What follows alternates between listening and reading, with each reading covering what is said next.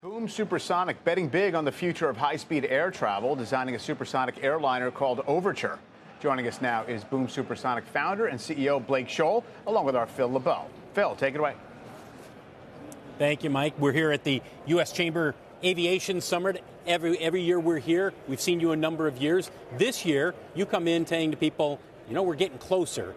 Quickly run down where you are in terms of first aircraft, first flight, entry into service. Yeah, well, we flew our test airplane for the first time in March. First ever independently developed supersonic jet. Went great. Flew it again last month, went even better. Third flight's going to be potentially later this week. And that puts us in a position to accelerate into production. Our goal is to roll the first airplane off the line in 27, fly it in 28, be ready for passengers 5 years from now in 29, and that's the airplane that I look forward to flying with you and everybody else. The XB-1 prototype, which you were talking about, which you're going to be flying on Friday, the first supersonic flight is later this year, am I correct? That's right. Our target is before the end of the year to go faster than the speed of sound for the first time. You know, a lot of people hear this when you say, we want to entry into service in 29, and they say, oh, come on. Even Boeing and Airbus struggle to make an aircraft enter into service on time. How can you be confident that's going to happen? Well, there's a surprising thing, which is we didn't invent anything. The Overture airplane is like we took a Boeing 787 carbon fiber composite airplane, we stretched it out, we made it long and skinny, and we put twice as many engines to go twice as fast. We did not invent anything new. We don't need any new regulations. We don't need any safety exemptions. We don't need noise exemptions, emissions exemptions.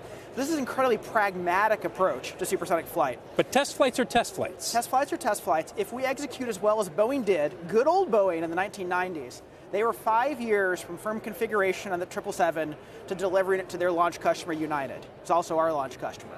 And if we execute as well as they did 777 in the 90s, 5 years, we'll be ready for passengers. Your first fabrication facility, which will be your assembly plant, so to speak, in North Carolina, you finished it earlier this year. That's right. It is up and going. A lot of people look at this and they say, you're ahead of schedule in many ways, but do you have the capital needed to get to production of your first Overture? This is a capital-intensive business. We've known that from day one, and our approach has been to raise a round of capital, accomplish milestones, raise another round of capital. And so, no, we don't have all of it in our bank account today. We'd be foolish to take it all where we are today. But we've been able to enjoy great backing from investors who see this as an opportunity to create the next great aerospace company. And of course, we look at what's going on at Boeing today. We all see the same headlines. This is the #1 exporter in the U.S. It's also national security critical. 24% of Air Force airplanes are derivatives of commercial airplanes. We cannot let aerospace go to Europe or worse, go to China the way it did with semiconductors. So we have to build and invent the next generation of airplanes here in the U.S. Could not be more important. And the size of the prize is very large. And you've got, at the same time, NEOM Investments out of Saudi Arabia has made a small investment in Boom, particularly with the engine you're developing. You're over there, you talk with the Saudi Arabians. Why is there so much interest in that region, whether it's eVTOLs, supersonic, or the future of flight? And do you look at that and say, this is where it's going to happen in the next 15, 20 years in terms of really explosive growth? Well, there's a lot of interest in the Middle East and carrying forward the next generation of products. And aviation can act as a bit of an ambassador. It's a way to take a city brand or national brand and bring it to the world, bring people there. And so there's excitement about the future of flight. I don't know that it's going to be first in supersonic. Supersonic is an inherently global product. We're certifying it with the FAA, with the EASA, and I think it'll actually launch here in the U.S., and then we'll bring it elsewhere in the world. You know the usual sales pitch. What does it cut down the flight time between San Francisco and Tokyo? 6 hours.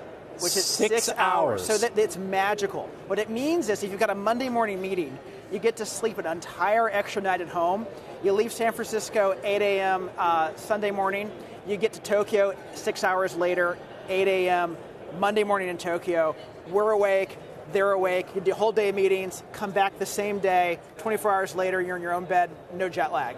Blake Scholl, CEO of Boom Supersonic. You've heard the pitch, guys. Mike, I'll send it back to you. They believe that they can get into commercial service by 29. We'll see. The clock is ticking.